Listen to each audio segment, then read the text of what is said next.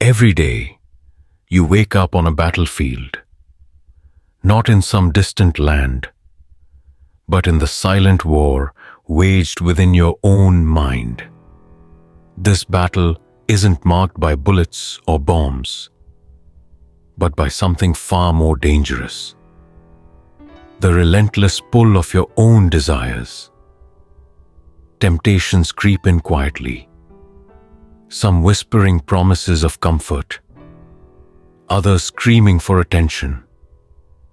Lust, distraction, impulse, all clawing for control of your will. And while most people never realize it, this is the war that determines everything: your discipline, your purpose, your destiny. Among all the forces you fight, there is one that is more seductive and more destructive than the rest: lust. It doesn't knock on your door. It slips through the cracks. It disguises itself as pleasure. But its goal is domination.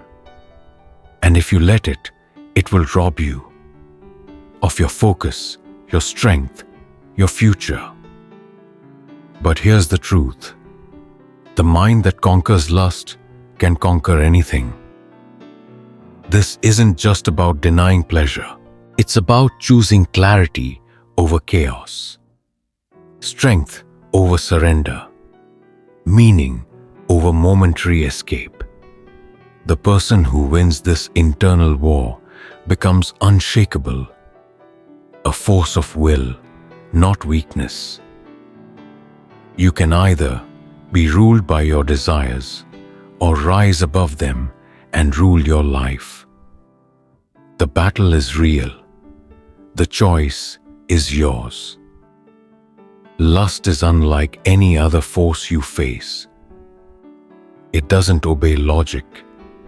It doesn't recognize boundaries. And it doesn't care how powerful, smart, or successful you are. You could lead armies, build empires, or command millions, and still be a prisoner to it. Lust isn't loud. It's patient. It doesn't need to break down your walls. It waits for you to open the door. History is full of men who conquered nations but couldn't conquer themselves. Alexander the Great ruled vast lands, yet his deepest battles were within. Julius Caesar reshaped Rome, but his desires left him vulnerable to betrayal. Napoleon Bonaparte, a genius on the battlefield, made disastrous decisions clouded by passion. These were not weak men. They were visionaries, legends, but in the moments when lust took the wheel, their judgment faltered, and the price was everything. Why? Because lust is not just a want. It's a relentless hunger. It doesn't stop when it's satisfied. It grows. The more you feed it, the more it demands. Unlike hunger or thirst, it has no biological off switch. It feeds on your time, your energy, your focus, until you're no longer in control. But here's the secret most never learn. That same energy that destroys can be redirected, forged into discipline, clarity, power. You either let lust pull you into chaos, or you learn to master it and turn it into something unstoppable. This isn't just about morality. It's about destiny. If the strongest men in history could fall to lust, then mastering it may be the one thing that separates greatness from ruin. What if lust isn't meant to be destroyed, but transformed? What if the very force that threatens to pull you under is also the key to lifting you higher than you ever imagined? The truth is, lust is energy, raw, powerful, and deeply human. It's not evil. It's not shameful. It's fuel. And like fire, it can burn down your life or forge the steel within you. Sigmund Freud, the father of psychoanalysis, believed that human behavior is largely driven by unconscious desires, especially sexual ones. But he also believed in the power of sublimation, the ability to take those urges and redirect them into creativity, productivity, and brilliance.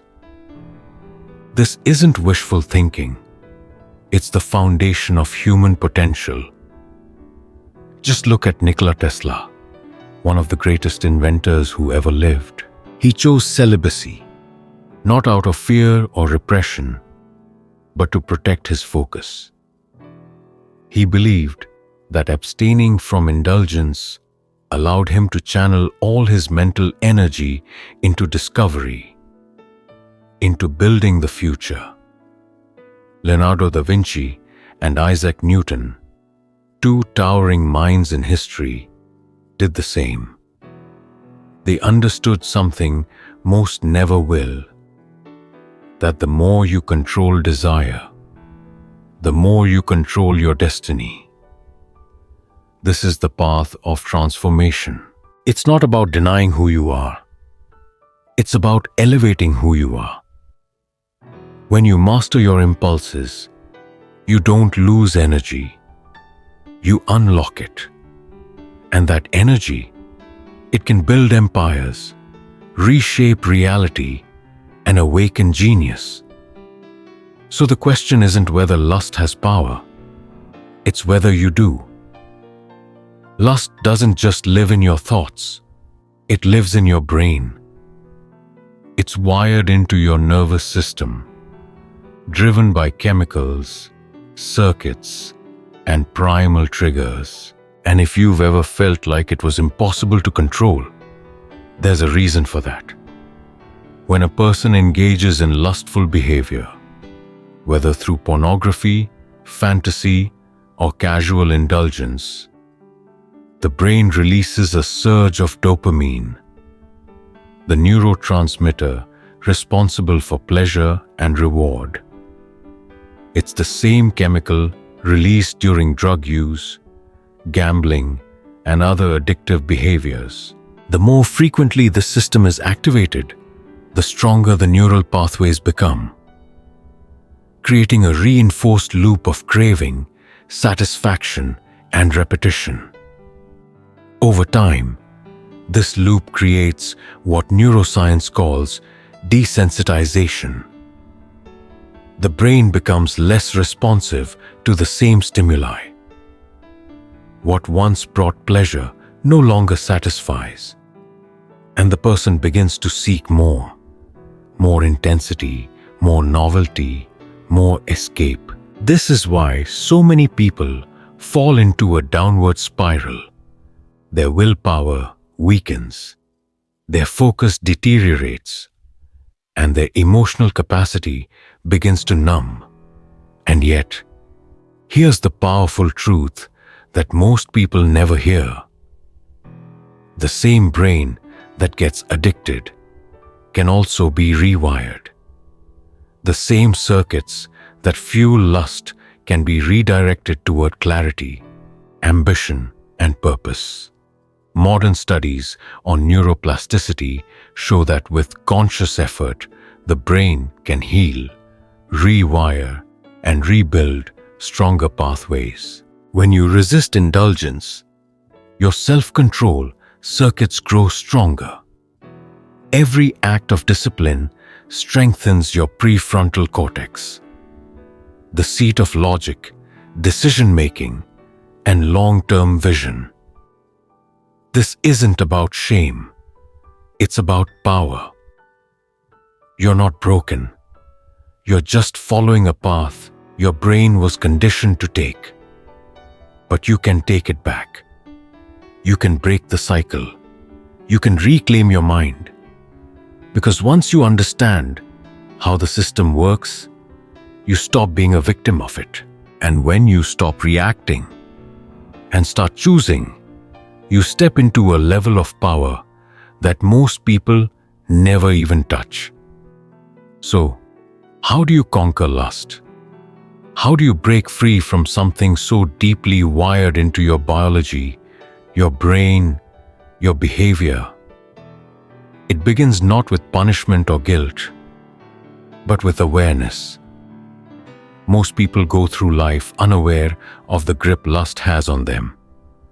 They mistake indulgence for happiness, distraction for pleasure, and escape for freedom. They don't realize they're trapped. Because the trap feels good. That's the danger. But the moment you become aware, truly aware of the cost, the time lost, the energy drained, the clarity stolen, something changes. You stop sleepwalking through temptation and you start fighting back. The next step is discipline. And no, discipline isn't about being cold or rigid. It's about strength. It's about becoming the kind of person who doesn't break under pressure, who can say no when every part of you wants to say yes. Like a muscle, willpower grows through resistance. Every time you resist an urge, you are literally rewiring your brain, building mental toughness, forging internal power. But discipline alone is not the end game. The final step is redirection. Lust is energy. You can't just suppress it. You have to transform it. You take that same intensity and aim it towards something meaningful. Some of the most powerful minds in history didn't defeat desire by pushing it away. They turned it into fire. The artist channels it into their craft. The athlete turns it into relentless drive. The seeker transforms it into wisdom and purpose. This is not the path of deprivation. It's the path of elevation. You're not losing anything. You're gaining everything. Focus, strength, clarity, control. Because when you stop letting lust control you, you stop being a slave. And when you reclaim that energy, that focus, that fire, you don't just survive temptation. You rise above it. You become untouchable. There comes a moment on the path of self-mastery when the struggle fades. The battle that once raged inside of you, the cravings, the urges, the temptations, begins to lose its grip. What once felt like a war becomes quiet, not because you gave in, but because you outgrew the need to fight. This is the reward that no one talks about. Not just control over desire, but freedom from desire. You no longer walk around gritting your teeth, trying to resist. You no longer feel enslaved by urges. You don't even crave what used to tempt you. Because now, you see it for what it is, an illusion, a short-term thrill disguised as fulfillment, a cheap pleasure that was costing you your potential. When you reach this point, you don't feel deprived. You feel powerful, free, clear. You see things differently, with purpose, with precision, with depth. The noise of temptation fades, and in its place is something rare in this world: inner peace. This isn't some mystical fantasy. It's the natural result of transformation. In spiritual traditions like Taoism or yogic philosophy, this state is called transmutation, the complete redirection of lower energies into higher consciousness. In modern terms, it's focus, presence, and creative power, all flowing without friction. The very energy that once fueled lust now fuels vision, discipline, and wisdom. And the people who live in this state, they move differently, speak differently. You can feel it in their presence. They don't chase, they attract. They don't react, they lead. They live with unshakable intent because they are no longer pulled in 100 directions. They've taken their power back. And with it, they shape their lives on their own terms. That is the ultimate reward. Not just self-control, but self-transcendence. So now you know. You know what's at stake. You know the cost of indulgence and the reward of mastery. The question is no longer, is this real? The question is, what will you do with it? Will you continue to live at the mercy of impulse, letting temporary pleasure steal your focus, your time, your strength? Will you keep giving away your power in exchange for a few seconds of escape? Or will you take it back? Will you rise? Because deep down, you already know what you're capable of. There's a version of you, sharper, stronger, more focused, waiting on the other side of discipline. You've caught glimpses of it before, in those rare moments of clarity, in the times you chose control over chaos, purpose over distraction. That version of you is real. But it won't come through comfort. It only comes through mastery. Every time you say no to lust, you say yes to your future. Every time you take back your energy, your attention, your mind, you move closer to becoming unstoppable. This isn't about being perfect. It's about choosing the path of power. Again and again, even when it's hard. Especially when it's hard. He who conquers lust conquers everything else. Because lust is not just one battle. It's the battle, the route, the test, the gatekeeper between potential and greatness. And those who pass the test, they don't just live differently. They lead. They build. They create. They leave impact that lasts generations. So, here's your moment. The world is noisy, full of distractions and indulgence. But you don't have to follow it. You can rise above it. You can master yourself. And the one who masters himself masters the world. The choice is yours.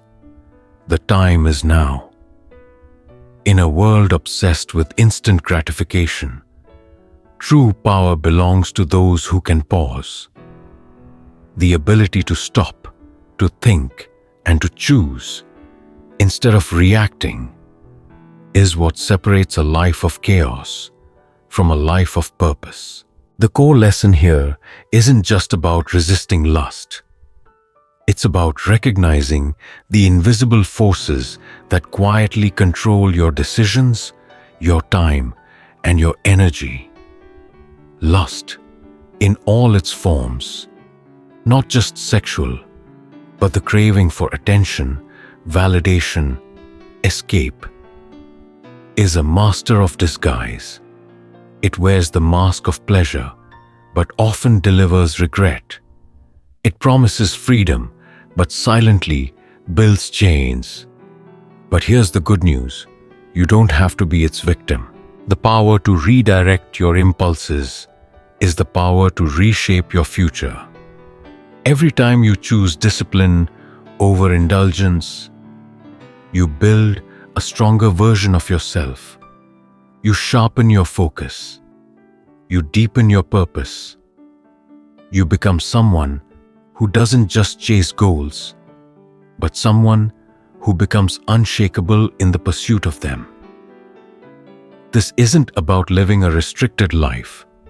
It's about living a focused, elevated life. One where your energy is yours. Your time is intentional. Your mind is clear. Imagine what you could create, who you could become, if your attention wasn't constantly hijacked by fleeting urges. Self-mastery isn't about control for control's sake. It's about freedom. And the most powerful freedom is this: not being ruled by anything, not even yourself. Start small. One moment, one choice, one shift. That's all it takes to begin becoming the person you were meant to be.